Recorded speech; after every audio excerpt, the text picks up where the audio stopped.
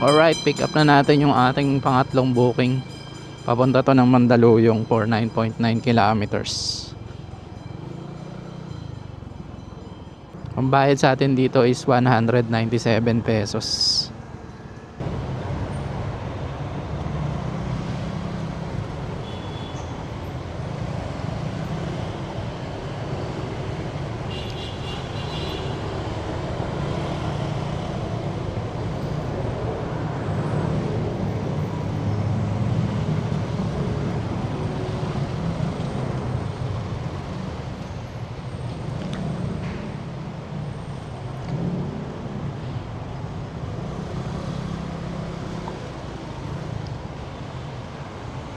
Yung booking natin sa Grab, na-cancel ng customer kasi daw pinabook niya sa kaibigan niya, tapos nag-book din daw yata doon sa pinikapan.